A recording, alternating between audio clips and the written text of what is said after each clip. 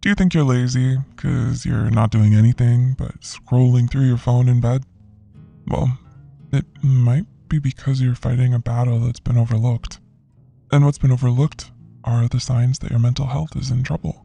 So let's look at 6 signs that you're struggling with your mental health, not laziness. Number 1, you're addicted to your phone, or your tablet, or whatever device you use for social media and updates about stuff outside your current life. You don't need to pull the plug and go full forest child. We all check on things from time to time, and that's fine. In fact, it's now the only really efficient way to keep up with what's going on at all. However, if those momentary updates are more like, "This is my virtual life now," you might be trapping yourself in your own mini matrix. You're so into what's going on virtually that you're not participating in your own life. Avoiding chores, ignoring family and friends, ducking out on work. Not good. Take a breather and ask yourself what you're escaping from. Then you can reach out and deal with it so you can get back to nurturing your reality. Number 2, you are too overwhelmed to do anything. Overwhelmed. That's the key word here. Overwhelmed. It's a whole other creature altogether. Being overwhelmed is when you've made the common mistake of looking at all the work needed to be done, all at once, and have freaked yourself right out by the sheer amount, and so your survival mechanism kicks in and you hide. You've given yourself a blue screen and have crashed. You're okay and in good company. Most of us have inadvertently freaked ourselves out before.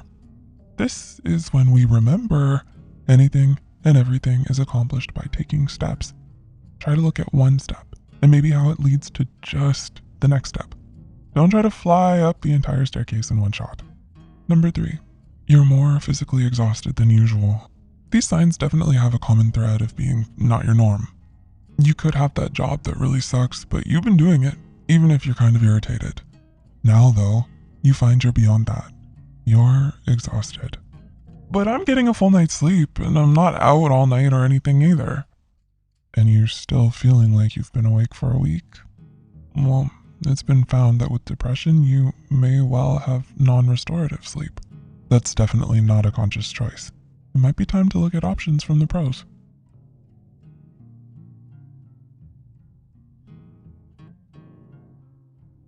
Number 4, you're neglecting your personal hygiene. No judgment on your personal regimen. Again, we're focusing on what's the norm for you. I mean, some of us can't feasibly wash our hair every day because it takes 4 hours to dry. This is a case of you're grungier than your norm, and you just aren't doing anything about it. Not because you'd rather be doing something fun, but more because part of you feels like, what's the point? That would be depression talking. You don't actually want to stay in the U-shaped depression in bed, but you also can't muster the effort or see the point in getting up and into the shower. Number 5, you're oversleeping.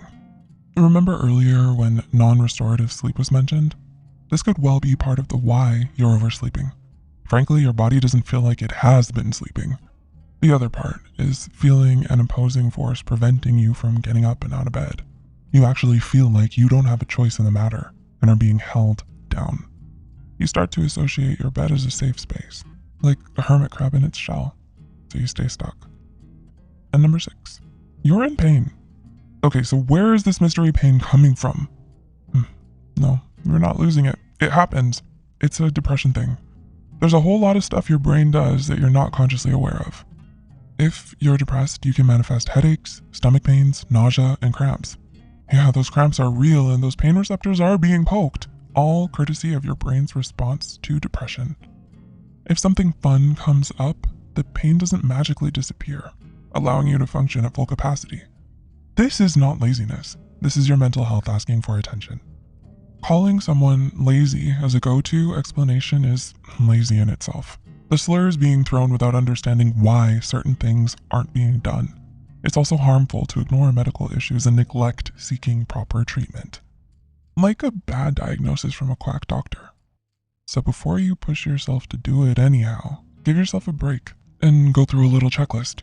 Be honest with yourself and ensure you're getting the care you need. Thanks so much for watching, and remember, you deserve to get the help you need. See you soon.